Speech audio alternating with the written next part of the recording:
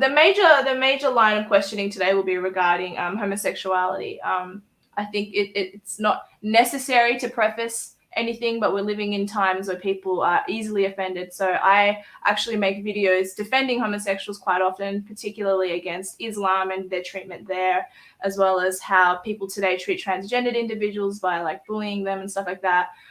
I don't advocate for that. You don't advocate for that, but we're talking more psychology and biblical morality, and those are two separate things. Yep. Just want to get that out of the way. Yep. Yep. No, that's good. I agree with all of that. I knew you would. A good Christian would. I would hope. Yeah. Did you want to elaborate from that? No. Well, only that from what we were talking about earlier, and some of the things that I have come to the way I've come to think about those things. I'm an historian. My training is in history, and so naturally, whenever I start reading into something, I go into the history of why do we think what we think, and how did we get here. And that, I think, has some, has brought some interesting insights that might be useful to share with other people. Let's do that. One of the and I think increasingly, I shocked some students, I think, recently by saying I don't believe in homosexuals. And the reason for that is that I just think human sexuality is amazingly complicated. Whenever we try and say someone's a homosexual or someone self-identifies as a homosexual, that can mean any number of different things. So in some ways, one of the things that's frustrating the public conversation at the moment is that we're using language very simplistically to talk about complex differences. And sometimes we think we're talking about the same thing, but we're actually talking about completely different phenomena. And that has huge implications when we come to the subject of gay or transgender children and how we're imposing, I think, adult concepts onto children, and sometimes doing that in a really imprecise way. So it does have public policy implications, but in some ways, just as a background, it's helpful to step back and see how did we get here. And we can follow a certain trajectory with the thought about homosexuality. How have we thought about homosexuality historically? And from the 12th century, the Christian church has always been opposed to homosexual acts. So sodomy is listed in 12th century penitentials as a sin, and there are various penitences that people would have to satisfy in order to be absolved of that sin. That's what the penitential system did. It sort of categorized sins and then said what you needed to do to get rid of the sin and to be forgiven by the church and receive absolution. So that was pretty much where homosexual acts sat for many centuries in the Christian tradition. But what we didn't have was a concept that there was a category of people called homosexuals for whom those acts were normal. So there was all sorts of sexual sin, in fact, there was probably a lot more sexual sin than not sexual sin. I had a professor, a teacher as an undergraduate who wrote a flow chart on, if you were feeling randy in the Middle Ages and you wanted to have sex, then there were all these questions that you had to satisfy. And there were a lot of restrictions on, a lot of things that we would think of as perfectly normal. So it was very highly regulated. It wasn't just regulated against particular types of what was considered deviant. Sorry? Between men and women married couples, there was restrictions. Is that what you're saying? Absolutely. Are you breastfeeding? Are you menstruating? Is it a feast day? Is it a fast day? All sorts of things. And so it was very, the ethical confines around it were very narrow. I think it's fair to say. And so it wasn't just discriminating against what we would now think of as particular identity types, but so this sort of carried through all through centuries of Christian tradition. But then with the Enlightenment, instead of just saying, is something good or bad or right or wrong, previously in the Christian tradition, you could have just said, well, we think it's good and bad or right or wrong because the church says so, because there's biblical authority for it. But in the Enlightenment, that wasn't good enough anymore. Suddenly we wanted to know, why was something good or bad or right and wrong according to what science said. For example. Oh, sorry? Science. Like yeah. sodomy, for example? But like doesn't sodomy, the Bible and science work hand in hand? I mean, as a Christian, I think it does. But... Well, see, this is the thing. If Christians are right and God made the world, then science is our means of understanding the created order. But for atheists, then there's no presupposition that what the Bible says is right. So what Christians would naturally be doing is looking for confirmation of what the Bible says in science. And I think you can certainly say that Victorian scientists were looking for that. They were saying, okay, well, the Bible says that sodomy is wrong or masturbation is wrong. And how do we know that? Well, we know that because science shows us that this has unhealthy outcomes for people. And good. I mean, good that it backs it up. Well, yes, so that was the framing of it. But it was the framing of the support of the existing Christian moral order just with scientific authority. And then, of course, there were sexual liberationists who disagreed with that, and they were atheists, and they were, particularly... Of course they were. Yeah, that's right. So they're saying, no, we need to look at this without the existing moral order and then see if science, what science really tells us. So... And one of the things that's actually quite crucial to notice is that when you move from a Christian order into the Enlightenment view, the support of science, suddenly the people who are the subject of that sin are not just sinful people and we all sin and we can all be forgiven, which is what happens under the Christian system. What happens under the Enlightenment system is that suddenly those people are not just sinful, they're sick. Do you see? That's a really significant difference. So suddenly you have a category of people who are doing those things, and they're doing those things which make them sick and also are indicative of mental illness. And so homosexuality and lunacy were very closely associated, not just homosexuality, actually all sorts of sexual excess. It was felt that if you spent your energies on excessive masturbation, for example, that you were going to be feeble and prone to illness, and everything from spots to a weak chest could be laid at the door. Sorry? People masturbate all the time, and that's not the case, is it? That's actually wrong. So, it's interesting. I think now with pornography, and you can see how people do get obsessed by this. It really does have real world implications for their lives. Yes, with pornography, yes, but just jerking it off. Just jerking it off doesn't do that, does it? It depends. I think it probably depends on how often and what it does to your head, and that's another subject. Not get into that. Except that the Victorians were very concerned to stop masturbation. Actually, even nocturnal emissions. They were very concerned about this, and I spent a couple of days researching, and you can look it up. You can Google Victorian inventions. Like, there are all sorts of patents to stop these things happening. Some of them were really cruel.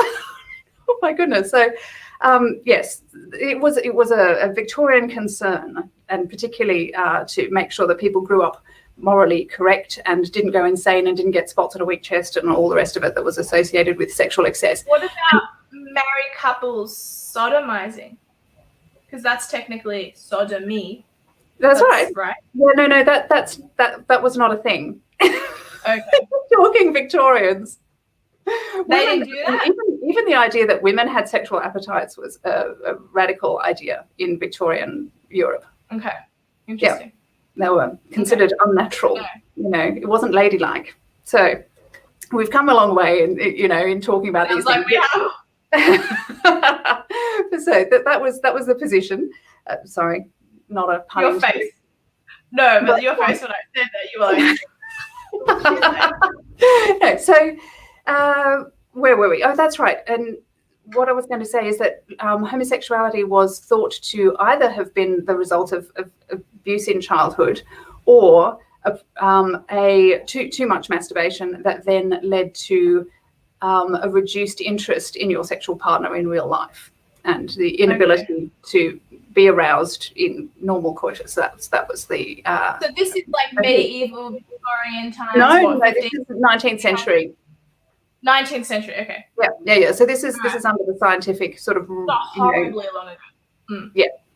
And Foucault is the one who did quite a lot of work in terms of saying, no, there was this identity established because this person wasn't just sinful, a regular person who was sinful. Now they were a person who was sick. They were sort of categorized, and homosexuals were put in asylums. And so even in terms of geography, they were conceptually located close to lunacy.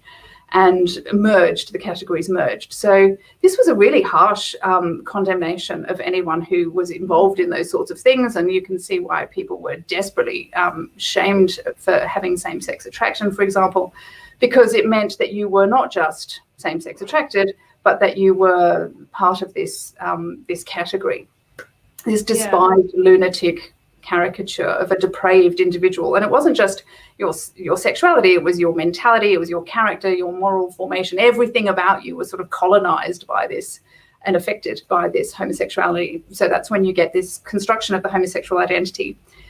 But then, and I think it was probably in response to this cultural development, there were sympathetic doctors who, obviously we know homosexuals for whom that's not true. They're not, the caricature of depravity. They're not evil and wicked. No. So doctors were then trying to sort of come up with a different formation for how this might be, because it was Richard von Krafft-Ebing who wrote a book called Psychopathia Sexualis in 1886, I think.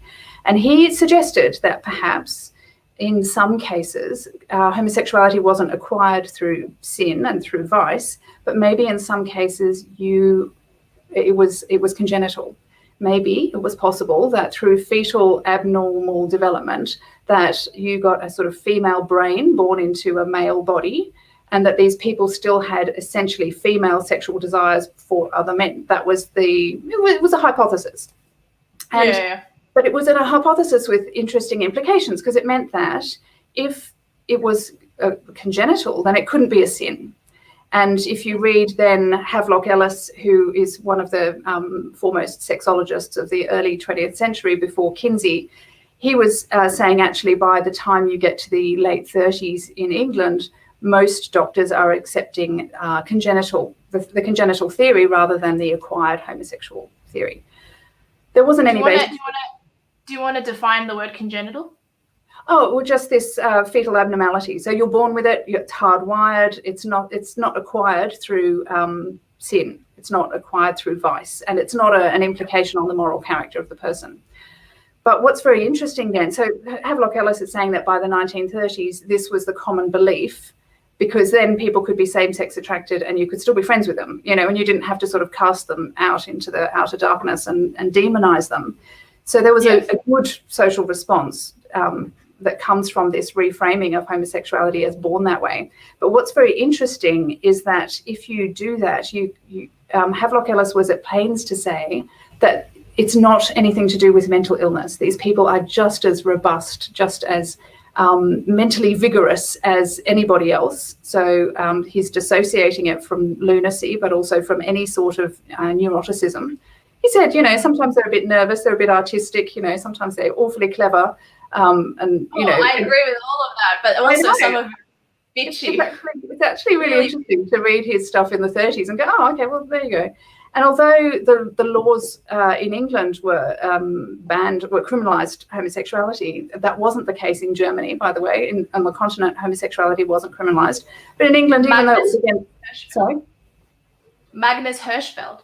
Magnus Hirschfeld, that's right, yeah. In England, even though it was against the law, it wasn't, they weren't hounded out. You might get the odd overzealous policeman, but in general, everyone sort of, got on, apart from the Oscar Wilde situation, that was a very high profile case and obviously garnered the support and the sympathy of people like Magnus Hirschfeld in Germany.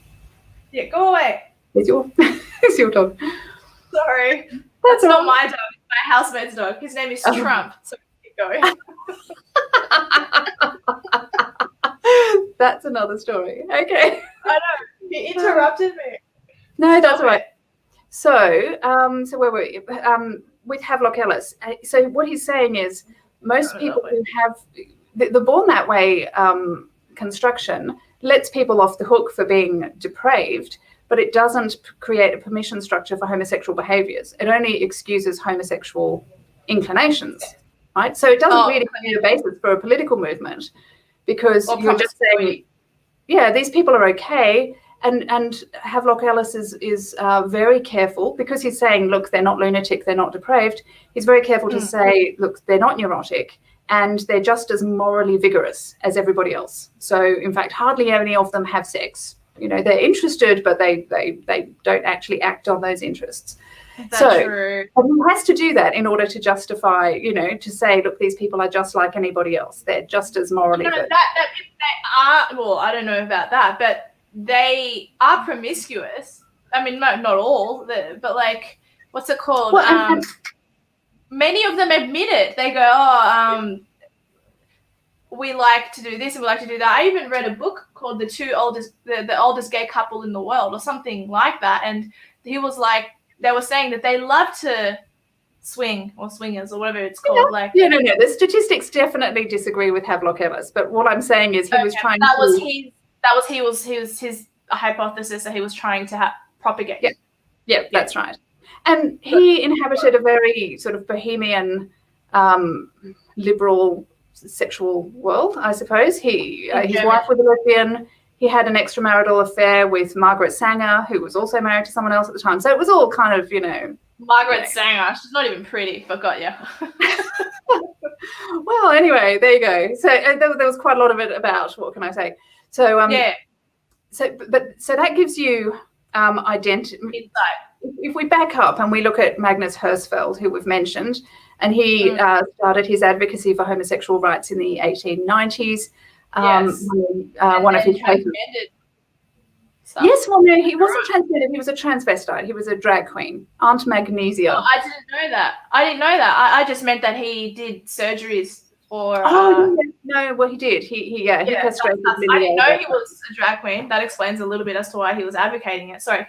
Yes, yeah. No, there are some very funny contemporary accounts of people who visited his scientific and humanitarian committee. He founded a group called the Scientific Humanitarian Committee, which met at his premises in Berlin, where he had the Institute for Sexual Wissenschaft in Berlin, and contemporaries who were privileged to have dinner with him would sort of comment on how urbane and gentlemanly the conversation was in the dining room, but then next door there were whips and chains and all sorts of interesting scientific equipment. So it was all sort of dressed up in this medical exploratory. But there was another guy who says I was confronted by a corporal with a bass chest and a hairy chest, in a bass voice and a hairy chest, in a dress, and another man who was supposed to be a hermaphrodite, and I was invited to come back and see him tomorrow, and another man who was writing a love poem to a 16-year-old boy,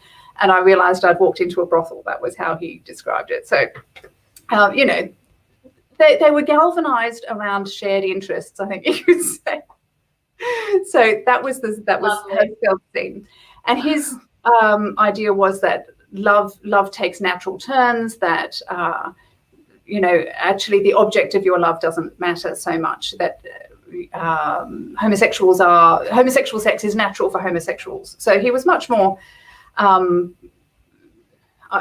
linking the identity with the behaviors.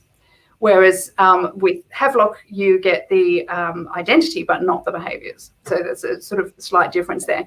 And with Kinsey, who I'll get onto now, he was around in the 1948 and 1953 were his two significant books, The Sexual Behavior of the Human Male and The Sexual Behavior of the Human Female. And his work was basically an effort to sell Hirschfeld's ideas to America. Hirschfeld had actually been across to America in the 1930s, things were. I thought he died in the Holocaust. Yeah, he did. Yeah. But in the early 30s, Hirschfeld realized that Berlin was becoming a bit less hospitable to Jewish homosexuals, and so was sort of looking around for where else might I settle, and America was one option. And his good friend Harry Benjamin was already in America. Harry Benjamin again features in the history of transgenderism because he was the the founder of transgender medicine. The WPATH used to be called the Harry Benjamin Society. So he was the first one to be exploring with hormones and treating homosexuals who were dressed as women, the gender dysphoric. So Harry Benjamin gives us the definition of transsexualism, which he differentiates from Hirschfeld's transvestitism. Hirschfeld invented the term transvestitism in 1910 to describe men like himself who, acknowledging themselves to be men, still like to dress as women. But then you get Harry Benjamin in the, later on, I can't remember when he did it, but it was probably the 40s, where he diagnosed gender dysphoria as a separate phenomenon, what we would now call gender dysphoria. He called it transsexualism. Yeah. Okay. So he was very pro the sexual liberation agenda, Harry Benjamin was, because he was German and he came from this tradition, and he lived to be a ripe old age, and he was interviewed on his 100th birthday, and he recalled a tour of the drag spots in Berlin with Hersfeld in 1910, with the head of the police, in fact, who came around with them just to sort of, a wild night out. But anyway, so then we've got, so Harry Benjamin had sponsored Hersfeld's tour of America in the hope that Hersfeld might be the means of introducing European sexual liberation ideas to America. And it didn't work out because his path caught up with him. The Americans were not ready for Hersfeld, and they weren't really going to trust someone who sounded foreign. And anyway, so the sexual liberationists realized that they needed to repackage their message in a more acceptable form. And that form was Kinsey, who was your average family, Midwestern, trustable guy, just the comes off more wholesome. Yeah. So completely, a homegrown boy.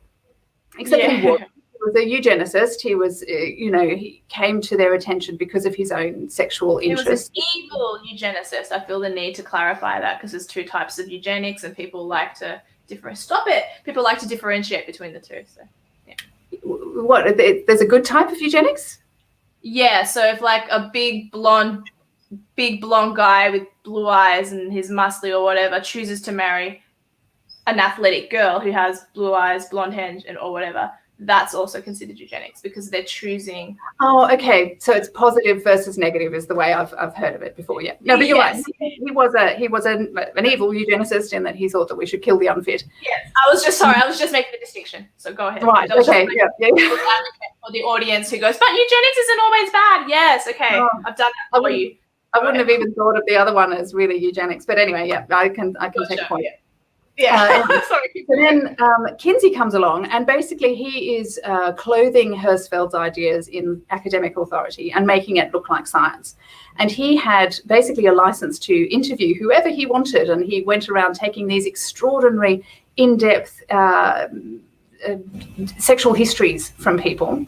Tell me all about your fantasies, in great detail. And he'd ask them all these questions, and all the answers were coded, so we can't tell the answers.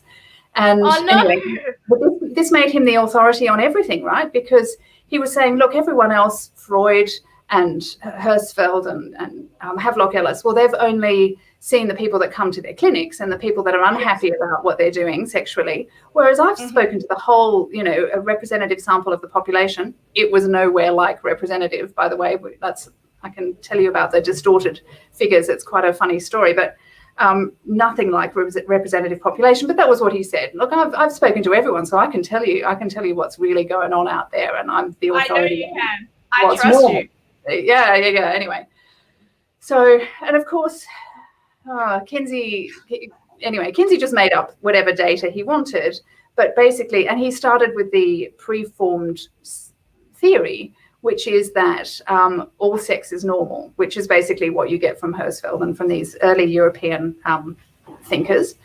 And from Freud, you get the idea that human sex. Sorry? Or human sex of the right age is normal. Who said anything about age? Oh, okay. So okay. Yeah. Wow. Yeah. Okay. You get what I call the theory of the doctrine of sexual equality is what I call it. Basically, it's very interesting when you look at how Kinsey frames it, because Freud had said humans are sexual beings, so therefore, sexual impulses, acting on sexual impulses, sexual responses are a fundamental part of being human. And if that is so, Freud had speculated that we must be sexual from infancy, right? And so Freud had said maybe there's some sort of, sexual aspect to any sort of, contact. Anyway, Freud could only speculate because there's no way of testing that. unless you do it through unethical experimentation. And Kinsey said, well, I got around that and I just asked the pedophiles what they thought. So, and so he took the advice of pedophiles on what was normal for children's sexuality. And this is the basis on which we still believe that children are sexual from birth. Oh, no. This is where I came to this whole area of research, because I heard somebody, a modern speaker at a conference, saying, because we know that children are sexual from birth, right? And I thought, do we? What does that mean? What do you mean by that? So I went digging and I found Kinsey, and I went into the National Library and I found, got the original texts, and I was reading through them, and in there he has he has a typology of orgasm. He said, look, different people respond to, express orgasms in different ways. And you sort of sit there and you start off sort of going, all right, fine, that's recognizable. And then you get a bit fruitier and a bit weirder. And eventually you get onto type 3 and you think, really? Well, who am I to say? Some people may respond that way. It sounds a bit weird to me, but anyway. And when you get further down into particularly types 5 and 6, it becomes very clear that he is describing things that look like agony and fright and terror. And then he's also describing that this is in the context of children. Excessive tears, particularly in younger children. Struggling to get away from the partner. Passing out, eyes rolling back in the head, loss of colour, striking out at the partner. And then at the end he says, because he's the great scientist, although they derive definite satisfaction from the situation. So we just have his word that these are signs of pleasure, right? And that's proof enough for everyone in society today to base it off that one study. Well, this was the 50s, wasn't it? So he was the great scientist. And of course, he was just your objective family man who was bravely facing down the forces of bigotry and oppression and people who were not wanting to face the truth about human sexuality. Anyway, as it turns out, he was taking the word of psychopaths, people who torture children and enjoy it, and who are actually fundamentally ill-equipped to distinguish between pleasure and pain. So, which I learned with your friend John Mueller. I learned exactly how they think. They've conditioned themselves to not have a conscience, essentially. I take the word from someone who is essentially a reprobate. I know, that's right. And yet you will still hear people, even esteemed people, saying Kinsey was one of the greatest scientists of the 20th century. No, thank you. Yeah, I got you. Anyway, so this is why we're in such a pickle, because we've been taking some fairly rubbish advice. And Kinsey didn't prove anything. He just, sort of shrouded it all in a lot of data, and it was well-marketed lies, I think is what you could call it. But it was extremely well-marketed, and it's important to realise that Kinsey wasn't doing this on his own as an objective scientist who sort of happily stumbled on a truth. It was part of a bigger agenda before and after, and the marketing of his lies afterwards, and the way in which they've been supported for decades, despite the fact that Judith Reisman exposed the basis of Kinsey's ideas 40 years ago. And she's just been shut down and ridiculed and sidelined because there are extraordinarily strong vested interests in colonizing the area that Kinsey opened up, pornography and sex education and homosexual rights advocacy. All of these things become possible, changes to the sex laws. All of these things become possible because we believe that Kinsey is true. So when someone comes along and says, hang on, guys, there's some problems with the data, well, that's not going to be welcomed, that news, even though Judith Reisman is absolutely right. So what we have from Kinsey then is this doctrine of sexual equality, that basically all orgasms are equal and it doesn't matter what their source is. It's an orgasm, right? So what we're doing, we can't measure orgasms. We can't say that some are better than others. We can just say that people like different things. And who's to say whether their choices are better or worse? Because what Kinsey is doing is looking at how it affects the person. So what he says is, I spoke to some psychopaths about who were very, high-functioning individuals. They had nice manners. They knew which knife and fork to use, and they had good jobs.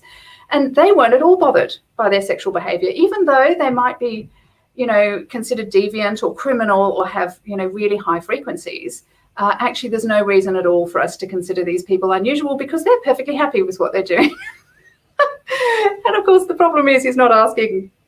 I'm perfectly happy cutting the dog, just cutting him up and mutilating him. I'm perfectly happy doing that. What a stupid. So what he's doing, what he's excluding. That's a joke, everyone. I would never do that to the dog. Okay. What he's excluding from the picture is how that affects the sexual partner, right?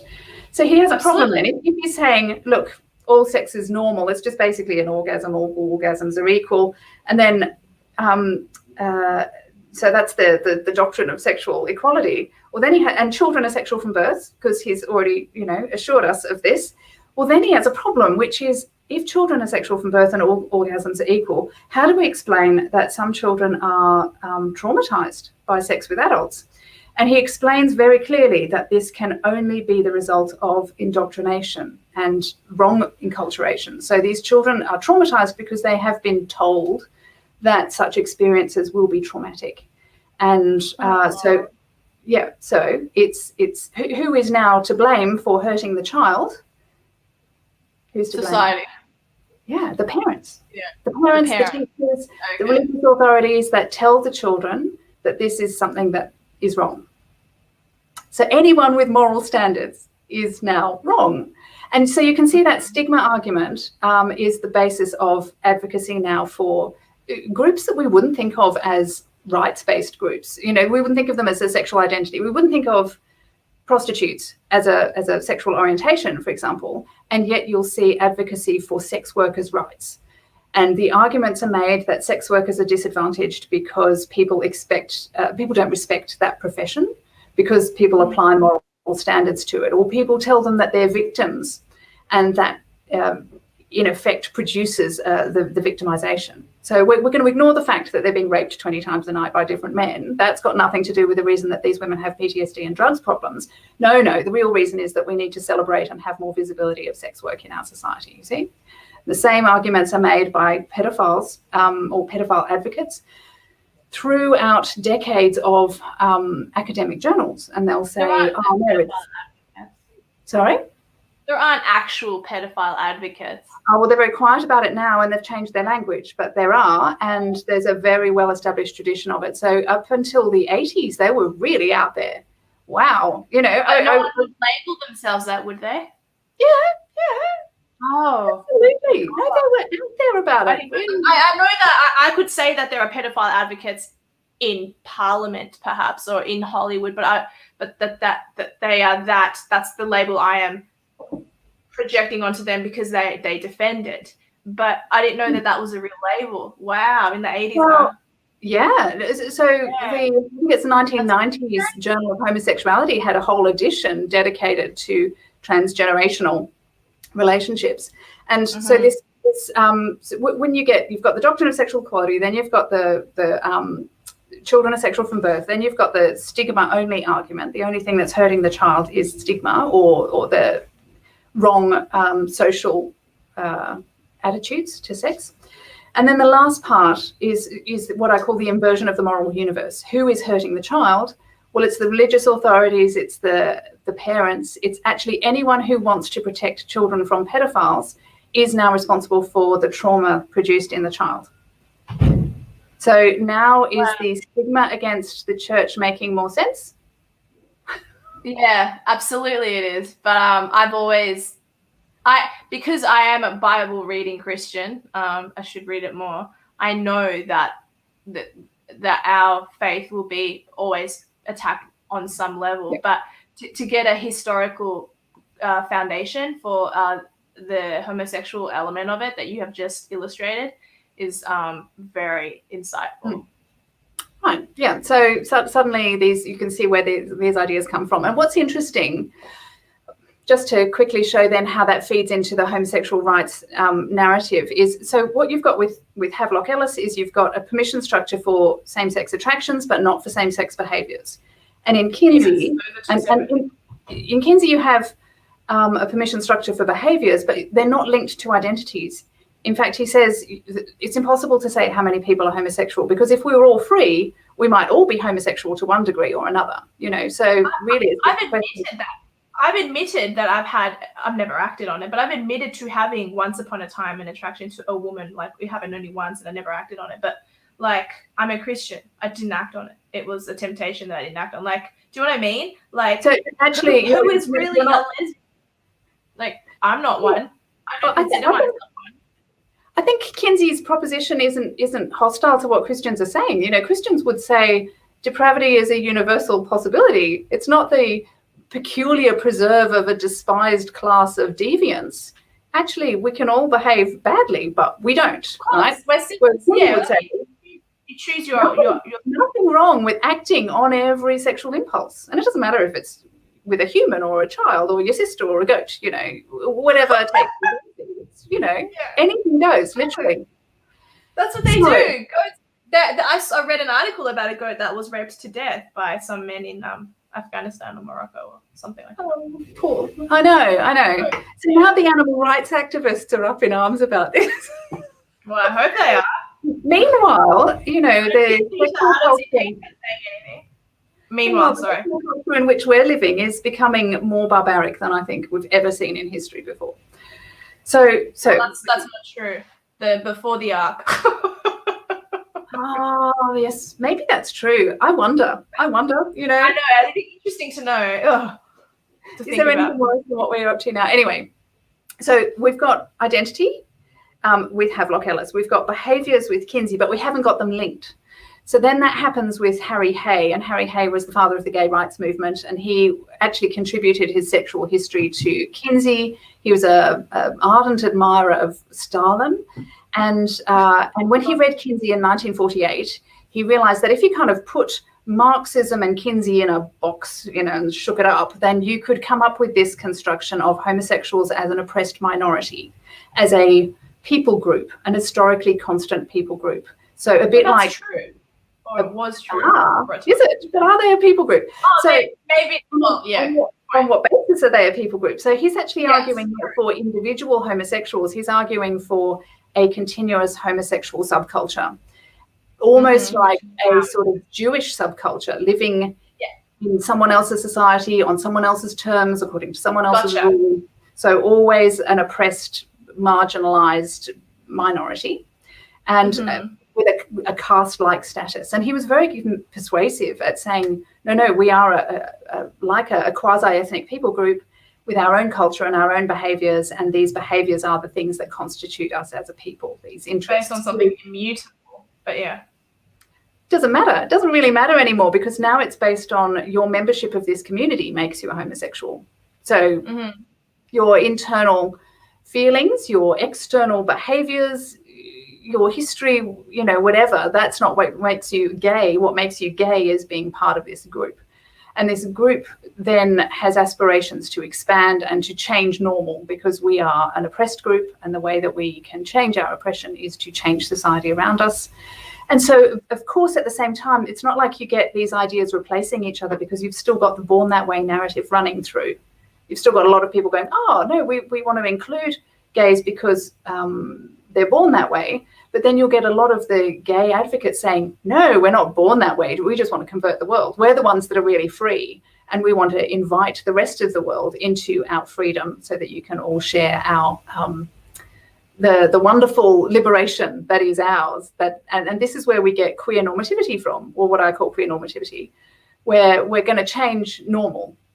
And so this is where queer theory comes from, because after Harry Hay, you've got, you know, Harry Hay saying, no, we're gay men and we all hang out being gay together.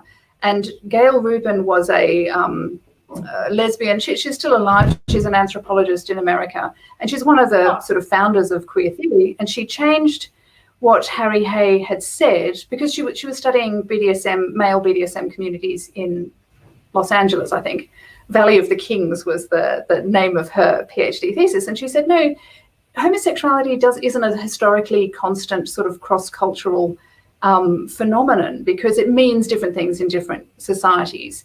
So your Elizabethan nobleman who was executed for sodomizing the servants is a completely different phenomenon to your homosexual Papua New Guinean tribesman who practices sodomy as part of a initiation ritual. And that's completely different to your modern American gay guy who moves from the country from Colorado and sets up in this, you know, this group of gay, the modern gay phenomenon is part of a particular set of economic, social circumstances. And it's unique. And so it's not the historical constancy of it. And it's actually not even what we have in common, because all sorts of people are now carving out little niches and little communities for themselves based on shared sexual interests. It's not just the homosexuals, there's the BDSM people, and there's the lesbians, and there's the sex workers. And basically you end up with, and there's the transgenders, there's all sorts of colourful people in this group. And what unites them is not what they have in common, but their common oppression, their common sexual heresy is what she called it. So if you want to go and read Thinking Sex was her essay, I think it's 1982, and it's really opens your eyes to, because she's describing very clearly a phenomenon which we're still seeing at work, which is the queer community carving out social space and becoming a political movement. Not because you're born that way, not because they accept. So in amongst this group, you've got people who think, well, I'm gay and I might go and join a gay community because that's my destiny. There are definitely, there's plurality of opinion within this group. So there are people that do that. But then there are also those within it who say, no, we want to change the world. And we're not happy with just being a little consumer group. No, we want a political voice. We want to, and we want to. You're reminding me of something. Sorry, keep going, and then I'll tell you what you're reminding me of. That's why I keep unseat social norms. So one of the things that Gail Rubin was saying was, why should there be a hierarchy of sexualities? Why should we think that heterosexual monogamy is a great thing? Why should we think it's any better than what anyone else likes to do? So she was critiquing the idea that there's this charmed inner circle of sexualities that are okay, whereas everyone else is a bit less okay. Everyone else is maybe monogamous, faithful homosexuals, are okay, but what about, So she was saying people are sort of gradually gaining ground, but there is still some people who are completely beyond the pale.